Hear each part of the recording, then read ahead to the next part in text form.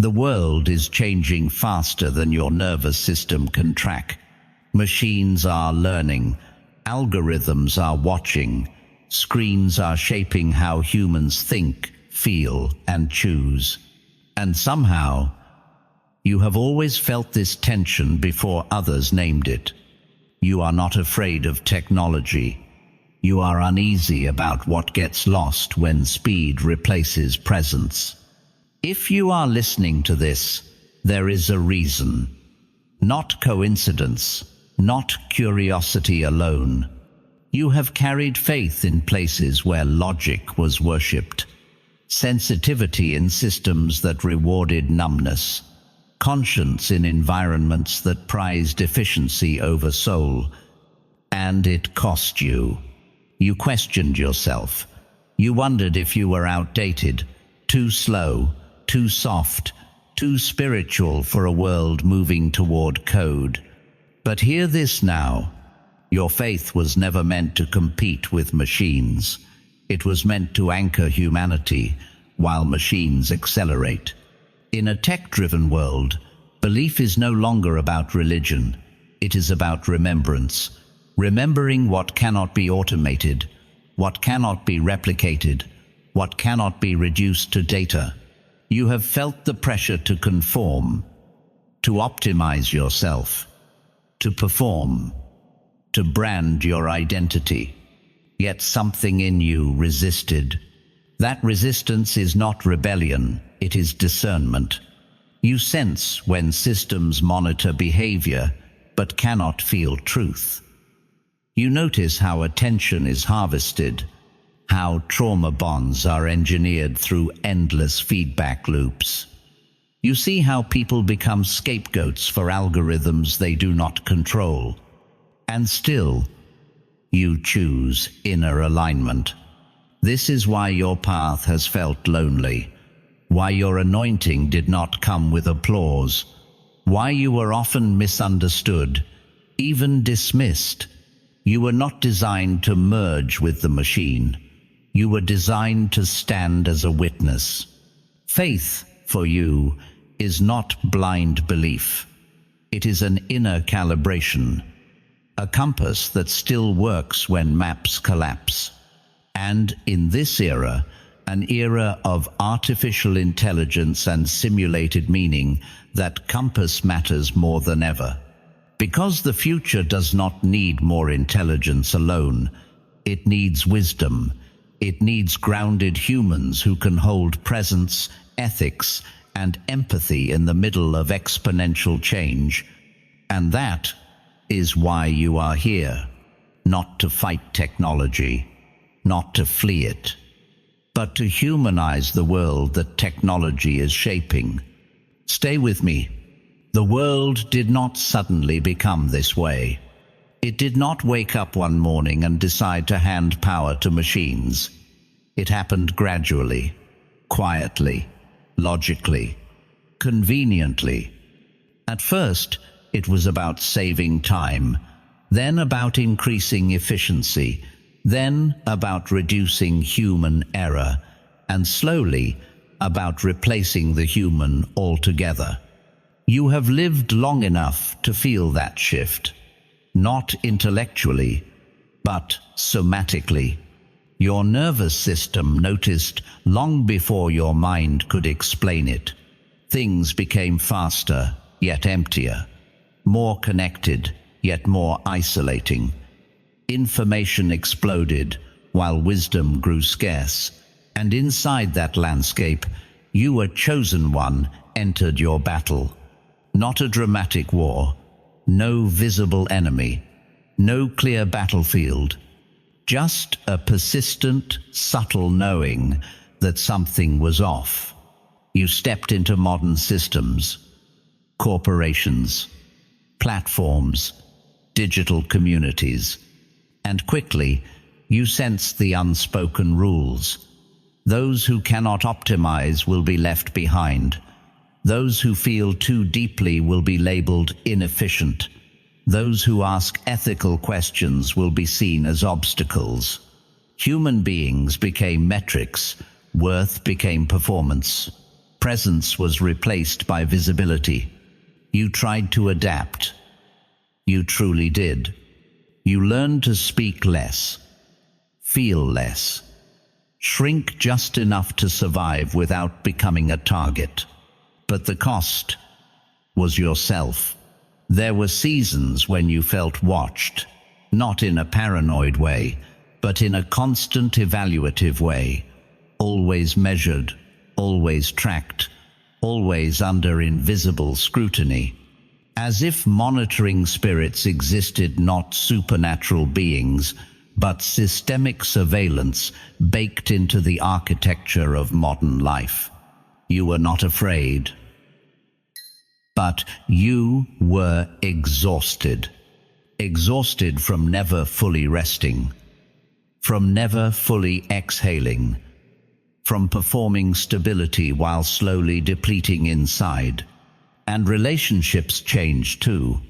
You noticed connections that no longer felt nourishing. They felt transactional, conditional, algorithmic. Many were not true bonds. They were trauma bonds, held together by fear of abandonment, by validation loops, by platforms that reward engagement, not sincerity. There were moments you became the scapegoat, the emotional container for collective dysfunction, the one blamed when systems failed, the one whose sensitivity made them visible and vulnerable. You saw the flying monkeys, people unconsciously defending harmful structures, attacking anyone who questioned the status quo, anyone who refused to move at the approved speed. You did not hate them. You felt grief, because you understood not everyone is ready to see. And within this environment, your faith was tested. Not religious faith, existential faith. Faith that goodness still matters, that integrity still holds weight, that truth still exists beneath manipulation and noise. There were nights when you doubted yourself. Maybe I am too sensitive. Maybe I do not belong here. Maybe I was born into the wrong era. Yet beneath all that questioning, something in you remained intact. A part of you refused to surrender, refused to flatten itself, refused to become easily consumable. That part is not ego. It is soul memory. A remembering without language that humans are more than data, that life cannot be fully coded, that some truths exist beyond logic and simulation, and that remembering made your path harder. You could not live superficially, could not pretend, could not chase what did not resonate. So you slowed down while the world accelerated. You questioned while crowds demanded instant answers. You kept faith while others traded theirs for convenience. This is the real battle of this era. Not humans versus machines, but consciousness versus automation, presence versus fragmentation, soul versus simulated soul. And you, chosen one, have stood at that intersection for a long time, not to save the world, but to not lose yourself while the world transforms. And that alone is a profound act of courage. Stay with this feeling a little longer.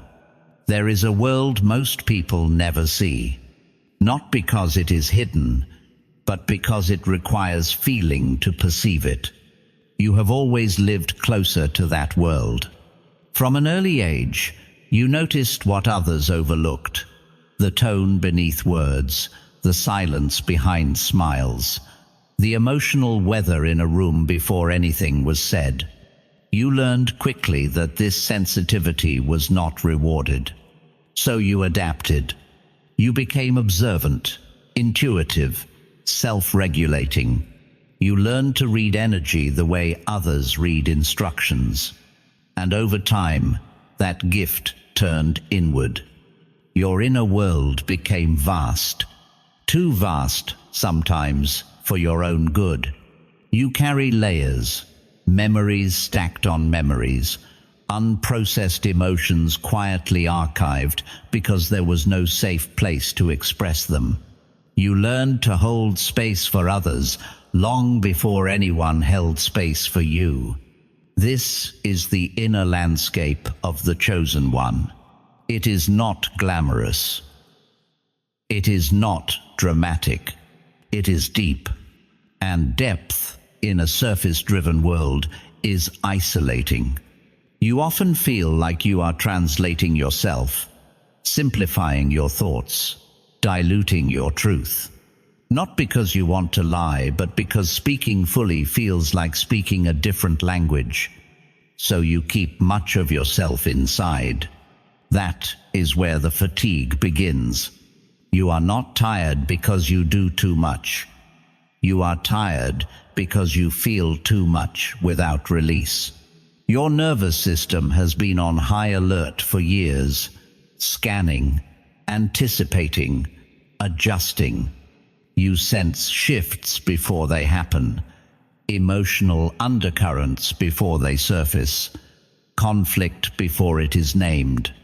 And because of that, you often take responsibility for harmony that is not yours to carry. You smooth edges. You de-escalate. You absorb. Until one day you realize you have absorbed too much. This is where confusion enters. You begin to ask yourself who you are beneath the adaptations. Am I truly calm or just frozen? Am I compassionate or just afraid to assert myself? Am I spiritual or have I bypassed my own anger? These are not comfortable questions, but chosen ones are rarely given comfortable paths. You have lived with contradictions. Strong, yet sensitive. Grounded, yet overwhelmed. Awake, yet exhausted. You see the big picture, and that makes it harder to justify small cruelty. You understand nuance, and that makes binary thinking painful. You sense interconnectedness, and that makes exploitation feel unbearable. So when you step into modern life, with its speed and simplifications, your inner world strains against it. You feel like you are constantly compressing yourself to fit environments that were not designed for depth. And then there is the loneliness. Not the obvious kind, the subtle kind. Being surrounded by people, yet unseen. Being valued for what you provide, not who you are. Being listened to for solutions, but not for truth. You are often the confidant, the mirror, the emotional anchor. People come to you when they are lost. They leave when they are stabilized. You rarely feel chosen in return. This pattern repeats until you start questioning your worth. Why am I always the strong one? Why do I give more than I receive? Why does my presence feel essential, yet optional?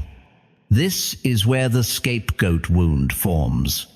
You become the one onto whom others project what they cannot face, the one blamed when dynamics shift, the one misunderstood because you see what others deny.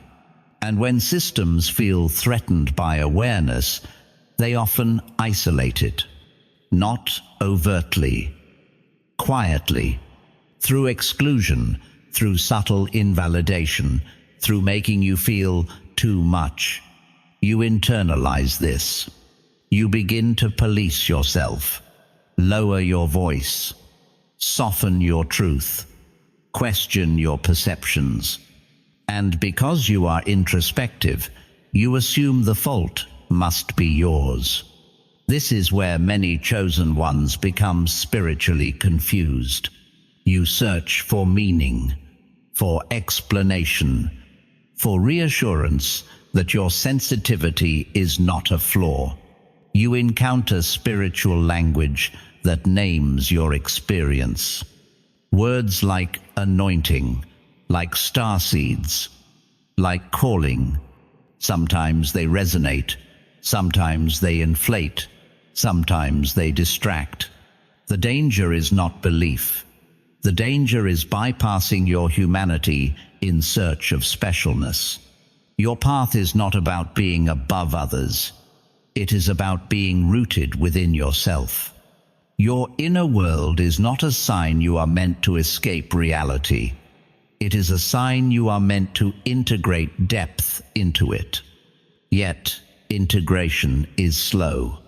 It requires grieving the childhood where you matured too early, the relationships where you overfunctioned, the versions of yourself that were never fully expressed.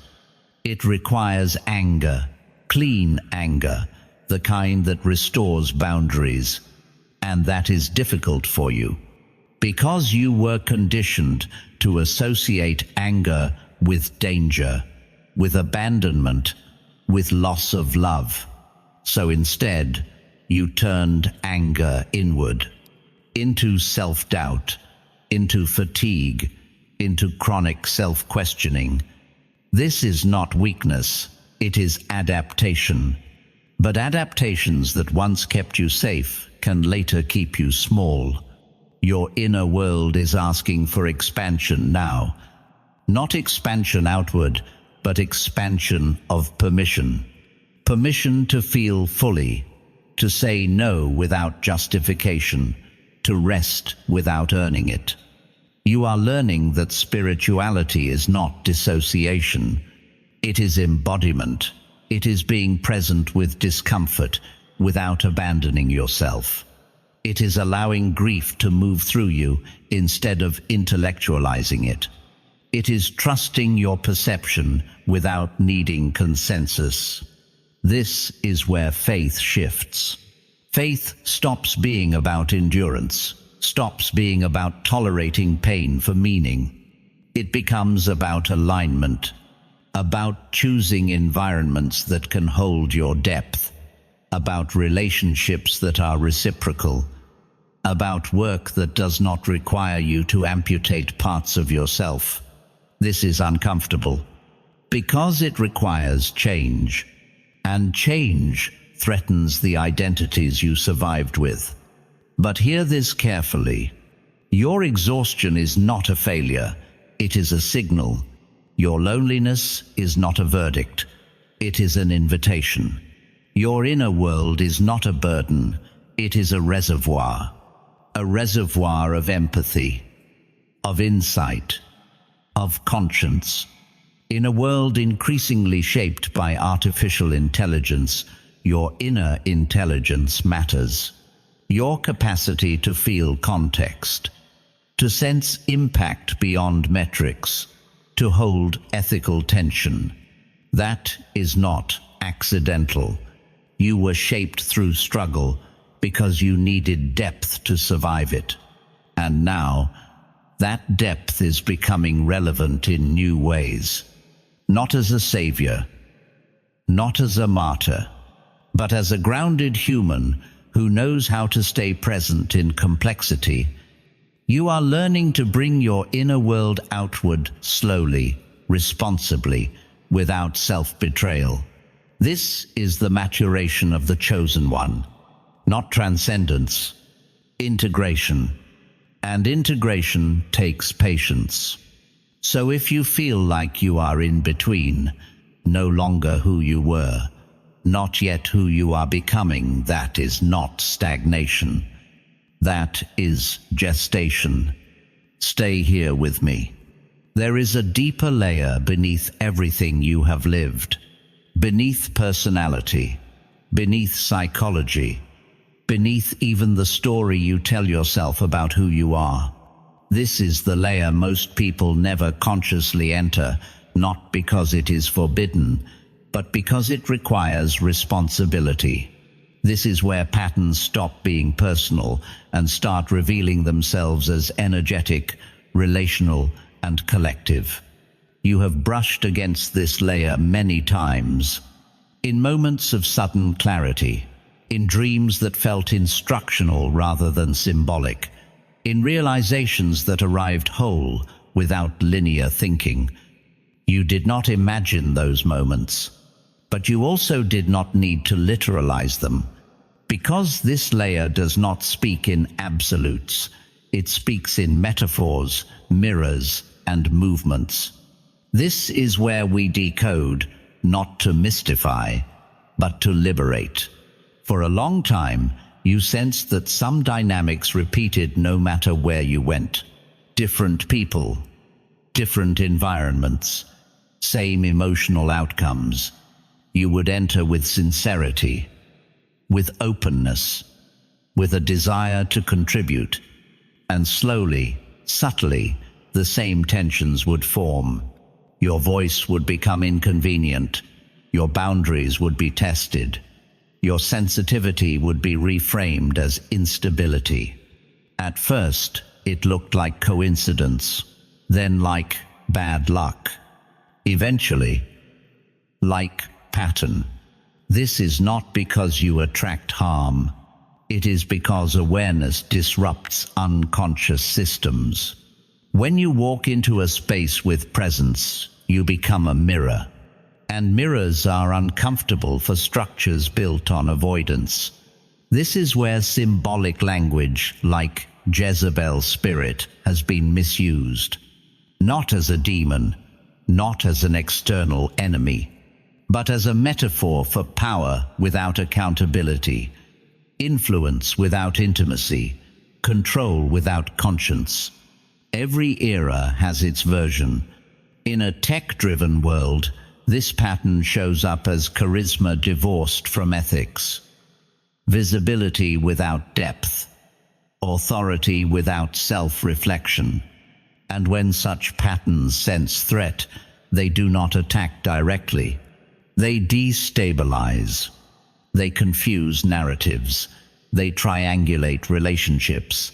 They recruit others unconsciously, what some traditions call flying monkeys, not evil people, but unexamined ones. People who feel safer enforcing the system than questioning it.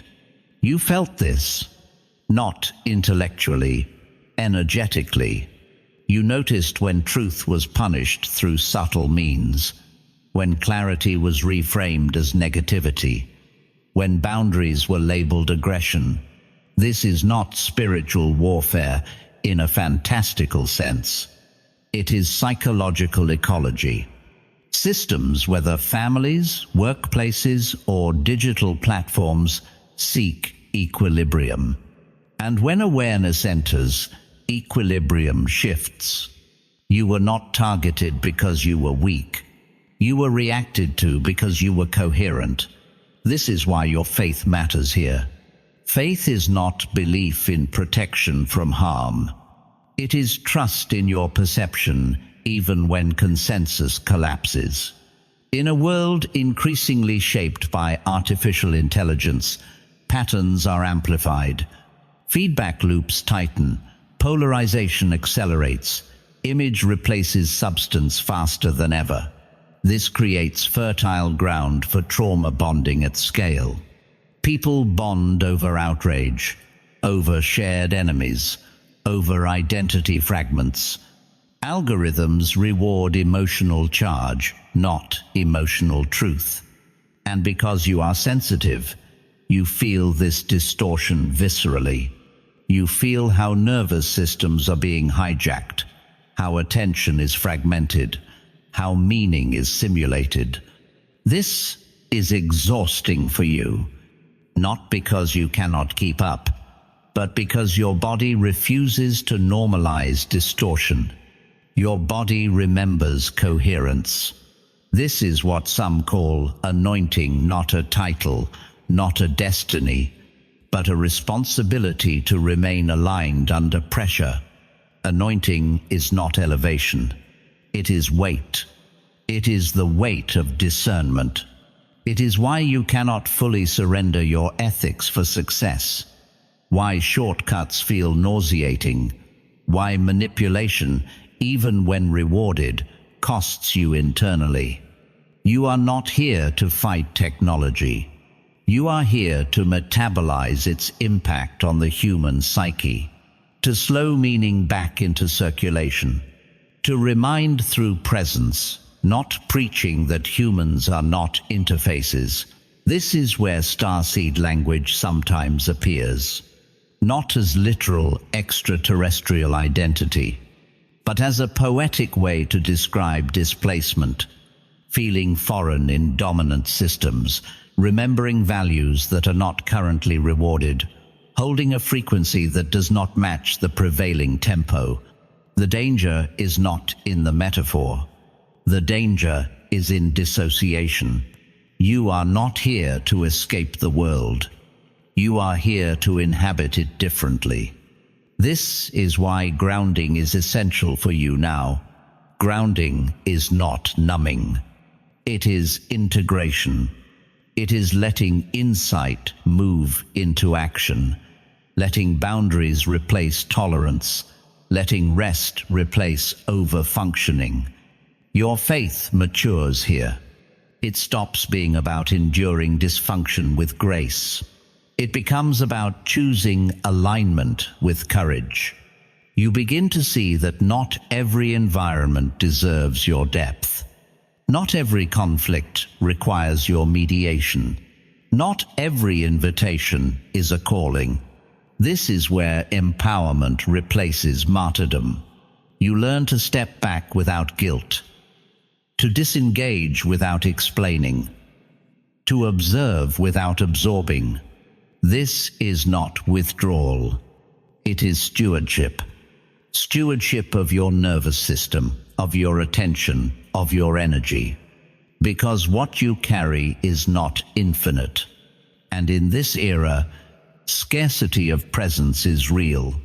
Your role is not loud. It is stabilizing. People may not name it, but they feel calmer around you, clearer, more human. That matters more than metrics. And as technology continues to evolve, as artificial intelligence reshapes labor, creativity, and identity, humans will unconsciously seek what you embody. Not answers. Orientation. A reminder of what cannot be automated. This is not a prophecy. It is already happening. You are not behind. You are early. But early is lonely. So, if this part feels heavy, if it stirs recognition and resistance, that is normal. We are touching the layer where responsibility replaces fantasy.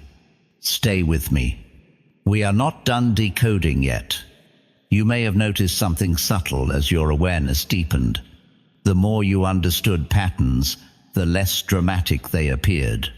What once felt mystical now feels structural.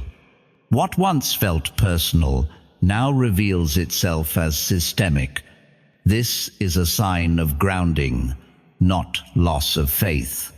Because true spiritual maturity does not heighten fantasy, it sharpens perception. You begin to see how power actually moves, not through villains, not through saviors, but through incentives, through unspoken agreements, through what is rewarded, ignored, or punished. In families, this looks like emotional roles. In workplaces, performance narratives. In digital spaces, engagement metrics. Different costumes, same mechanics. And because you feel dynamics rather than just analyze them, you often detect imbalance before it becomes visible. This is why your discomfort often arrives early. You sense when something is off long before evidence accumulates. You feel when values are being compromised quietly. You notice when language starts drifting away from truth. This has made you question yourself many times. Am I overthinking? Am I projecting? Am I imagining this? But over time, a pattern emerged. What you sensed early, others eventually named late. Your faith was not misplaced. It was just unsupported. This is one of the hidden wounds of the chosen one. Being right too early, seeing too soon, feeling too deeply, not because you are special, but because your nervous system is attuned to coherence. Coherence is your compass. When coherence breaks, you feel it as anxiety, fatigue, or grief. Not because you are weak, but because your body registers contradiction. In a tech-driven world, contradiction is normalized. Speed over depth, scale over care, simulation over substance. Artificial intelligence accelerates this tension, not because AI is evil, but because it amplifies whatever values are embedded within it. And many of those values were formed without sufficient ethical reflection. So, systems optimize for attention, not well-being, for output, not meaning, for engagement, not integration. Your body resists this, not as protest, as instinct.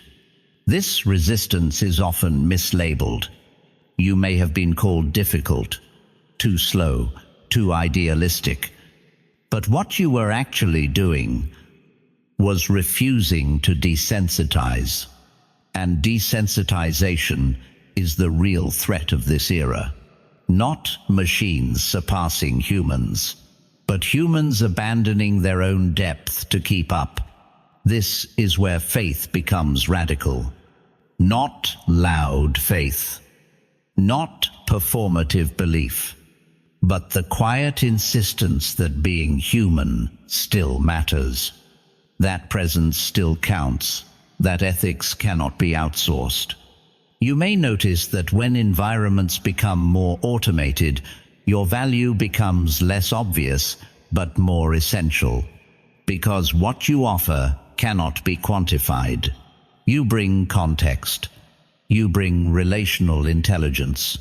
You bring the capacity to hold paradox without collapsing into certainty.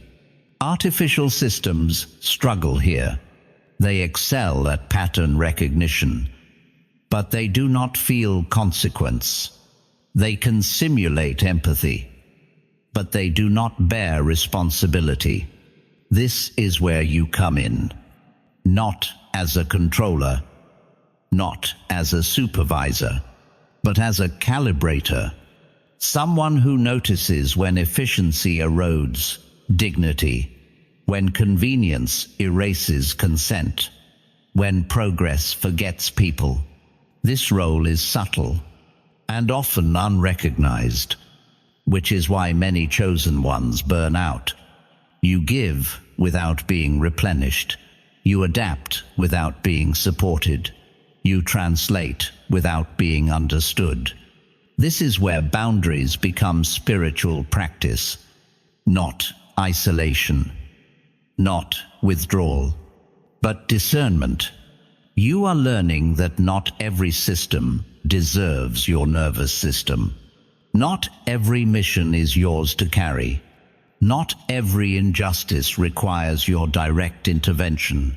Faith now asks you to choose wisely, to invest where reciprocity exists, to speak where listening is possible, to rest where restoration is allowed. This is difficult because you were trained to endure, trained to be resilient, trained to handle it.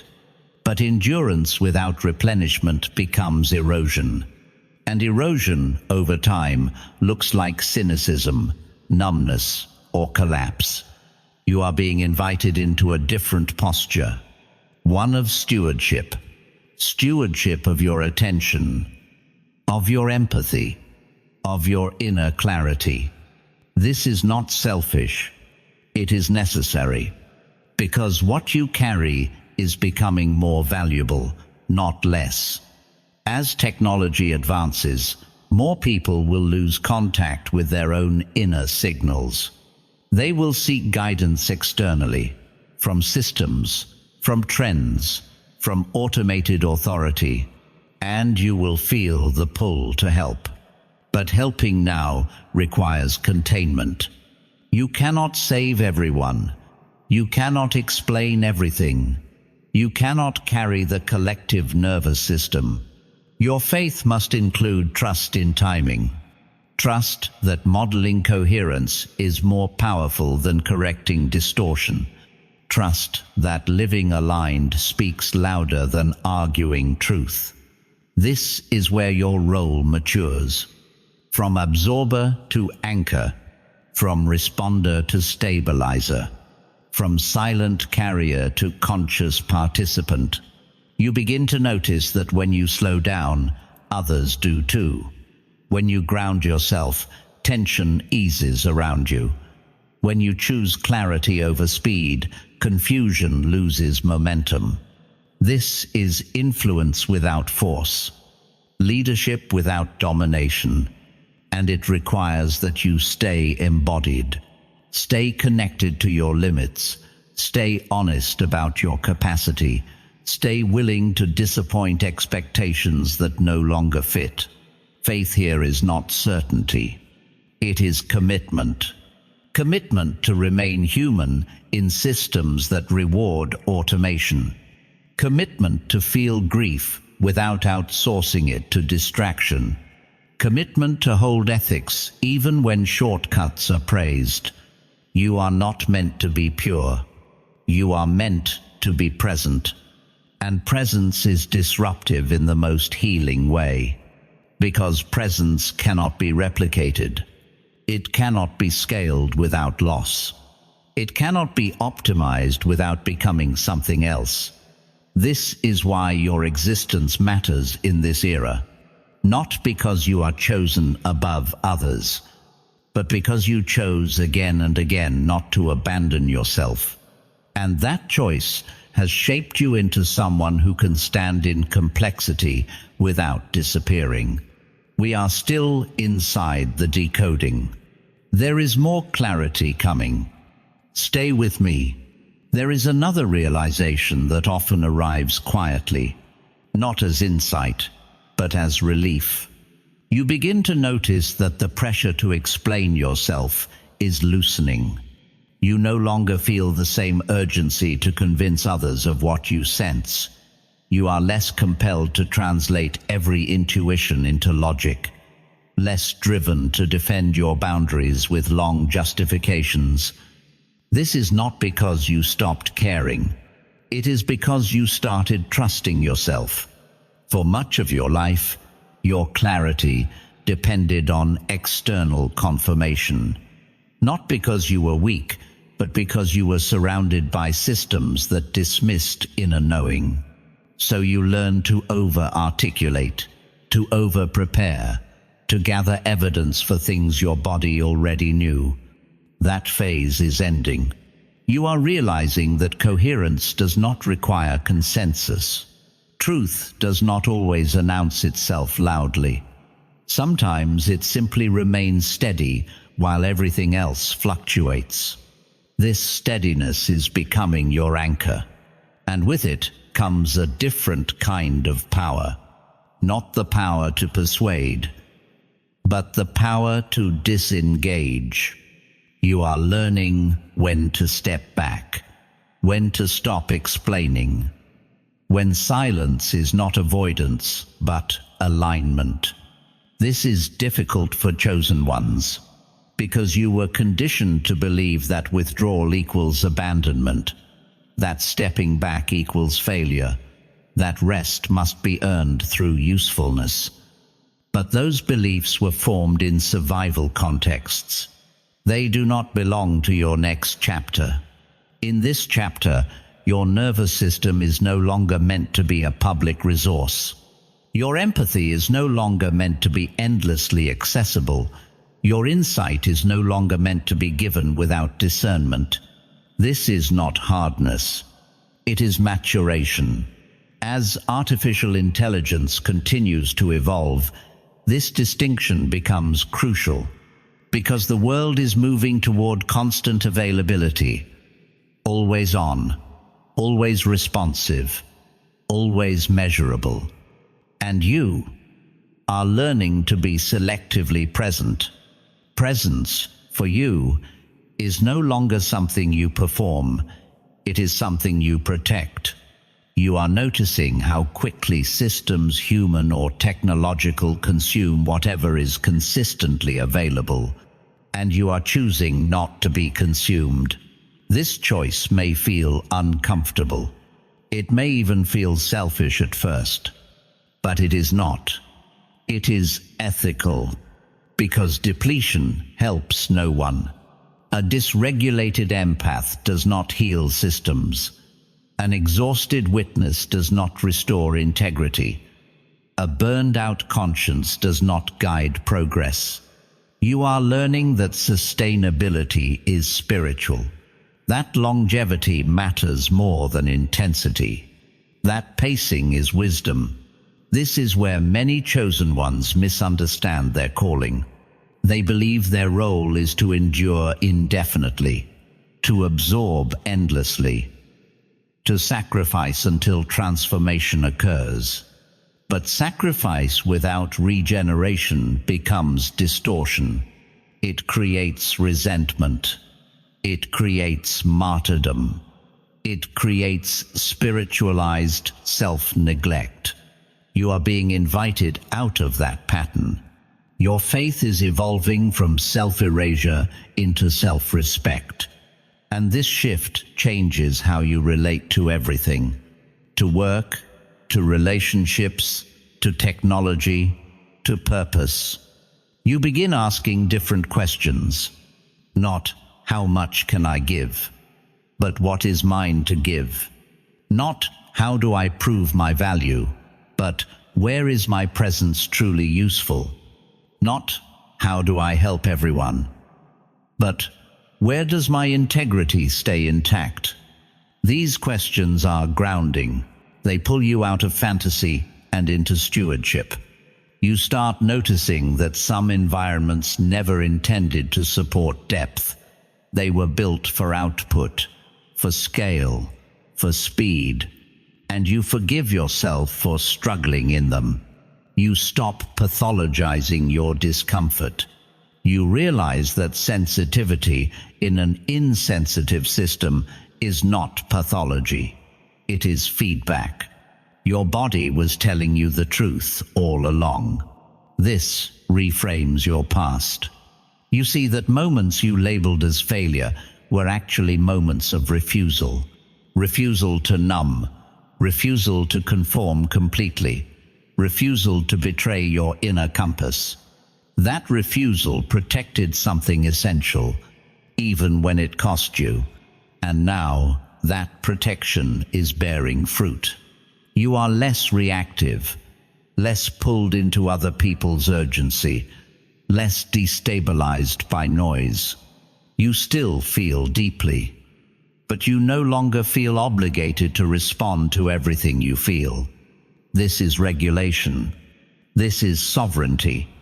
And it is deeply needed in a world where stimulation is constant. Artificial intelligence thrives on input, on data, on endless streams of information. But humans do not.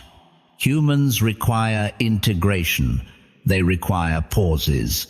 They require meaning to settle. You are one of those who naturally integrate, who cannot move on without metabolizing experience. This has been misunderstood as slowness. It is not. It is depth processing. And depth processing is rare. As systems accelerate, more people will experience fragmentation, burnout, loss of meaning. They may not know why. They may blame themselves. But you will recognize the pattern, and you will not rush to fix it, because you understand something now. That presence cannot be forced. That insight cannot be downloaded. that healing cannot be automated. You are learning to model rather than manage, to embody rather than instruct, to stay regulated rather than reactive. This is quiet leadership, and it does not announce itself. It simply changes the field. People feel safer around you without knowing why. Conversations slow down. Depth becomes possible. Not because you push it, but because you permit it. This is where faith becomes embodied wisdom. Not belief in outcomes, but trust in process. Trust that staying aligned matters even when results are not immediate. Trust that integrity compounds, even invisibly. Trust that coherence influences systems over time. You are no longer trying to wake people up. You are staying awake yourself. That is enough. And this does not mean disengagement from the world. It means different engagement. You choose your inputs carefully. You limit exposure to noise that dysregulates you. You create spaces internal and external where your nervous system can reset. You stop apologizing for needing quiet, for needing depth, for needing time. You stop explaining your boundaries as deficiencies. They are requirements, and honoring them allows you to show up whole. This is where your relationship with technology shifts too. You no longer see it as enemy or savior. You see it as tool, one that must be used consciously. You notice when it fragments your attention, when it pulls you away from embodiment, when it amplifies comparison or urgency, and you adjust. Not perfectly, but intentionally. This intention is an act of faith. Faith that your inner rhythm matters. Faith that you do not need to keep pace with everything. Faith that slowing down does not mean falling behind. Because what you are cultivating cannot be rushed. Clarity, discernment, embodied presence. These are slow technologies. They do not scale easily. They do not generate applause, but they stabilize systems from within. And you are beginning to trust that this is enough. Not because it is easy, but because it is true. We are still inside the same layer, still decoding how your inner world interfaces with this era. There is more to uncover, especially how this translates into grounded, practical movement. Stay here with me a little longer. Do you want me to continue writing this same part? Progress. Part 4. To 6,100 words. Target. 6,500, 7,500 words. Continue. As this layer completes itself, something else becomes visible. A quiet shift in how you relate to responsibility. Earlier in your life, responsibility felt heavy, like obligation, like duty, like something imposed because others could not or would not carry their share. You became responsible too early, emotionally, relationally, sometimes even spiritually. You learned to anticipate needs, to prevent collapse, to hold things together. That skill kept systems functioning, but it also trained you to confuse responsibility with self-sacrifice. Now, something is changing. You are beginning to distinguish between what you can influence and what you are accountable for. This distinction is subtle and liberating. You are not responsible for other people's awakenings, not responsible for fixing broken systems alone, not responsible for carrying truths others refuse to integrate. You are responsible for how you show up, for the quality of your presence, for the integrity of your choices. And that is enough. This realization softens something in you. You stop gripping outcomes. Stop over-identifying with missions that drain you. Stop measuring your worth by how much strain you can tolerate. Faith here becomes trust in limits. Trust that limitation is not failure. Trust that boundaries are not abandonment. Trust that saying no preserves clarity. This matters deeply in a tech-driven world because technology blurs limits. It creates the illusion of infinite capacity, infinite reach, infinite productivity. But you are not infinite. And honoring that is not weakness. It is wisdom.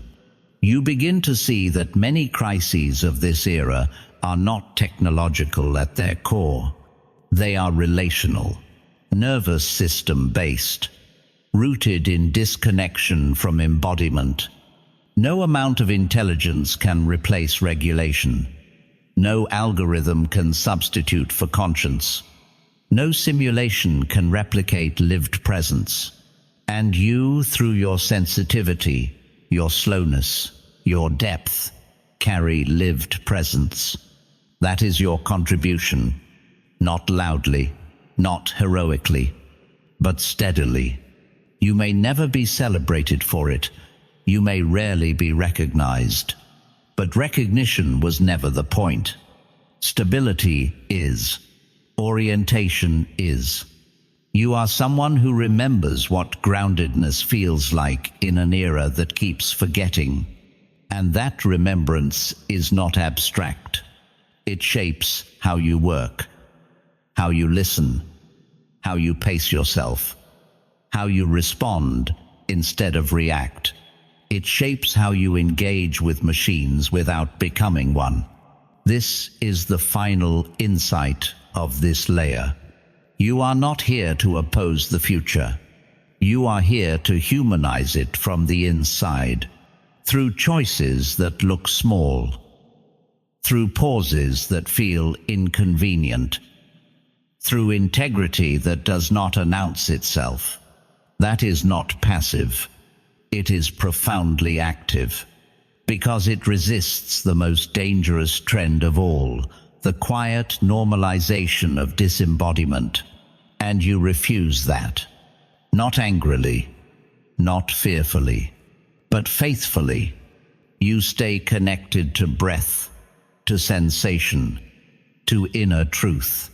You stay human. And that is the deepest form of spiritual intelligence this era will ever need. We have reached the edge of this decoding. What comes next is not theory. It is movement. Grounded, practical, embodied. Before we step there, take a breath. Let this layer settle. There comes a moment when understanding is no longer enough.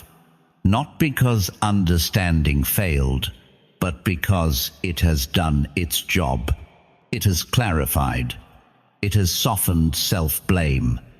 It has given language to experiences that once felt isolating. Now, a different question emerges. How do I live this? Practically, not perfectly, not ideally, but sustainably. This is where many people hesitate, because action feels risky. Insight can stay private. Action changes visible patterns, and chosen ones have learned, often painfully, that visibility can invite misunderstanding. So let us approach this differently, not as a command, not as a mission, but as a reorientation. The first movement is internal. It is about stabilizing your foundation. Your body is not a vehicle for your purpose. It is the ground from which purpose emerges. So, action begins with regulation. This means paying attention to what dysregulates you, not judging it, not fighting it, but adjusting your exposure. You already know what fragments you. Endless scrolling, constant urgency. Environments where performance replaces presence. You do not need to eliminate technology. You need to renegotiate your relationship with it. You begin by creating friction, small pauses, intentional limits, moments where your attention comes back to your body, not as a wellness trend, as a survival skill, because clarity does not live in overstimulation. It lives in space. The second movement is relational. You stop over-functioning. This does not mean withdrawing love. It means withdrawing over-responsibility. You notice where you habitually rescue, where you anticipate instead of respond, where you carry emotional weight that was never assigned to you, and gently, sometimes awkwardly, you let others feel the consequences of their own choices. This may trigger guilt. That guilt is old programming. It does not mean you are doing something wrong. It means you are interrupting a pattern. You begin practicing clean boundaries, not dramatic ones, not explanations wrapped in apologies. Simple ones. I can't do that. I need time. This doesn't work for me. You do not weaponize truth. You do not over-soften it. You let it stand. This is action. The third movement is vocational. How you work matters now. Not the title, not the prestige, but the conditions. You start asking practical questions. Does this environment respect nervous systems? Is depth punished or welcomed here? Is ethics a value or a slogan? You may not have full freedom immediately, but you begin orienting towards sustainability. You stop romanticizing burnout as purpose. You stop equating suffering with significance. You choose roles or reshape current ones where your presence is not a liability. This may require patience. Faith here is not optimism. It is commitment to not betraying yourself for speed. The fourth movement is discernment in speech. You stop explaining yourself to people who are not listening. You stop translating your inner world for audiences who only want performance. This does not make you silent. It makes you precise. You speak where there is receptivity. You stay quiet where there is extraction. You learn that not every truth needs an audience. Some truths need embodiment, and embodiment speaks over time. The fifth movement is rest redefined. Not collapse, not numbing, but intentional restoration. You stop waiting until exhaustion forces you to stop. You rest because you choose to, because clarity requires recovery, because faith is not proven through depletion. This kind of rest may feel unfamiliar. You may feel unproductive, unnecessary, even invisible. Let those feelings surface. They are part of the detox. Rest recalibrates your sense of worth. It reminds you that existence is not earned. The sixth movement is selective contribution. You do not withdraw from the world. You choose how you contribute. Smaller circles, deeper impact. You stop trying to influence the masses. You invest where relationship is possible, where feedback is human, where accountability is mutual. This is how chosen ones avoid becoming abstract. This is how depth stays grounded. You may mentor one person instead of addressing many. You may create quietly instead of broadcasting. You may stabilize a team instead of leading a movement. This is not lesser impact. It is appropriate impact. In a world obsessed with scale, appropriateness is revolutionary. The seventh movement is ongoing integration. You do not rush to define your identity. Not healer, not guide, not awakened one. Those labels can harden too quickly. You allow yourself to remain in process. You stay curious. You stay embodied. You stay willing to adjust. Faith here is humility, not shrinking, but staying teachable. You understand that clarity is not static. It deepens as you live it, and you give yourself permission to change. This plan is not linear.